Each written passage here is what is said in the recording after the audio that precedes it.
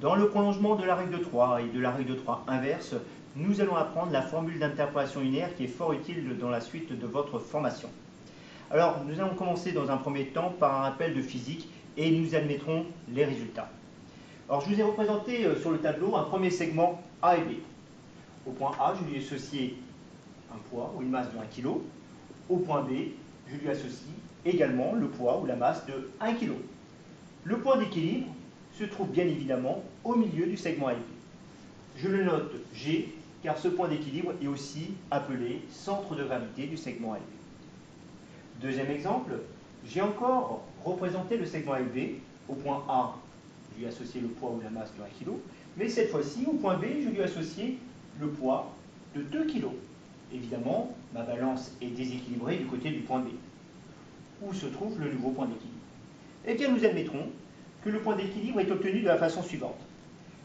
J'ai découpé mon segment A et B en 3 morceaux, je l'ai divisé en 3, et mon point G se situe ici, aux 2/3 du segment A et B en partant de A, ou au 1/3 du segment A et B en partant de B.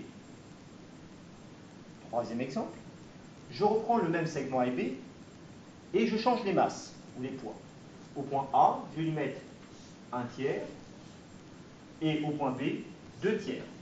Je note que 1/3 plus 2/3 est égal à 1.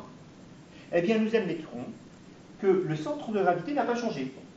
Il se situe également aux 2/3 de AB par rapport au point A ou au 1/3 de AB en partant du point B. Nous venons d'établir une relation très importante qui va nous relier les masses avec les distances. Deuxième propriété, nous notons que le point G, le point d'équilibre, se situe du côté du point où le poids ou la masse est le plus important. À partir de ces deux constats, eh bien, nous allons pouvoir calculer la formule d'interpolation linéaire d'une façon très simple.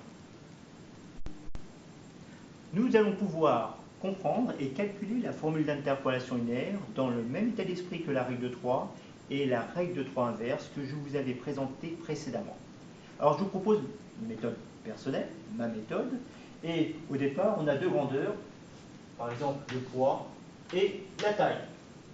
Je trace une verticale qui me sépare mes deux grandeurs, la fameuse frontière qui me sépare mes deux variables, et dans ma situation initiale, par exemple, j'ai 35 kg pour 1m40 et 50 kg pour 1m60. Je fais une hypothèse dans le cadre de la formule d'interpolation linéaire. L'hypothèse est la suivante. Je suppose que entre le poids et la taille, entre ces deux variables, il y ait une relation linéaire. Quand le poids varie dans un sens, la taille croît d'une façon uniforme. Quand la taille varie dans un sens, eh bien le poids va croître d'une façon uniforme.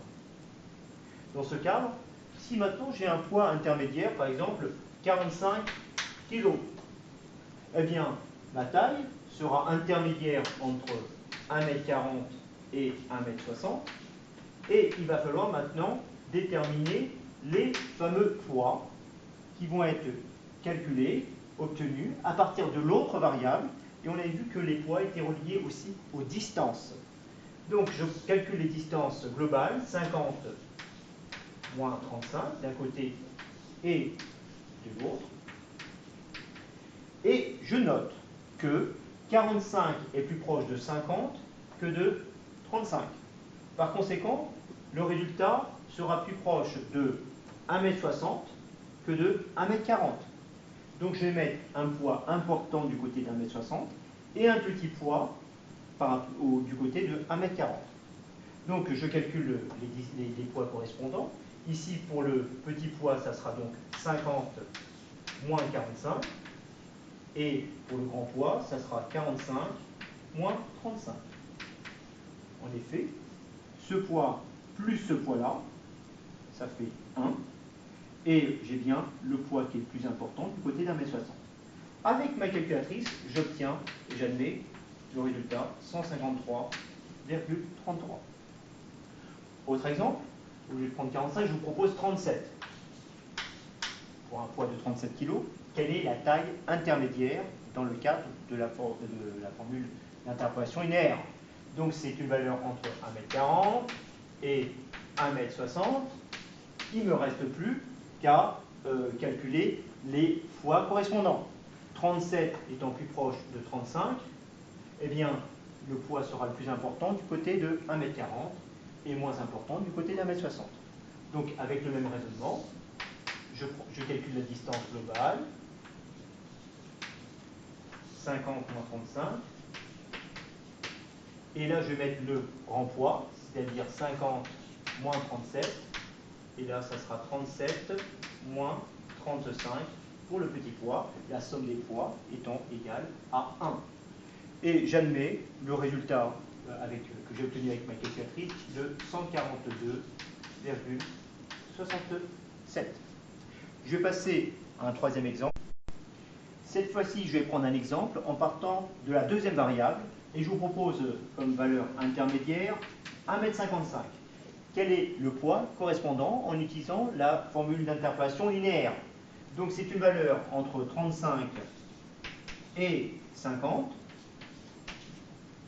Il me reste maintenant à obtenir les poids. Alors je note que 155 est plus proche de 1m60 que de 1m40. Par conséquent, la valeur que je vais obtenir sera plus proche de 50 que de 35. Donc la partie correspondant au poids associé à 50 sera plus importante que la partie correspondant à 35. Donc comme précédemment, je fais une relation entre les poids et les distances. La distance correspondant sur l'autre variable, c'est donc 160 moins 140. 160 moins 140. Je mets le gros poids sur 50, donc ça sera 155 moins 140 et 160 moins 155. Là, je note que la somme des deux poids fait 1. J'ai le gros poids du côté de 50, j'ai le petit poids du côté de 35, donc je vais obtenir le bon résultat et j'admets que le résultat que j'obtiens est égal à 46,25 grâce à ma calculatrice. Dernier exemple, je fais l'hypothèse maintenant que je pars d'une taille de 1m43. 1m43 est plus proche de 1m40 que de 1m60. Donc le résultat intermédiaire que je vais obtenir sera plus proche de 35 que de 50.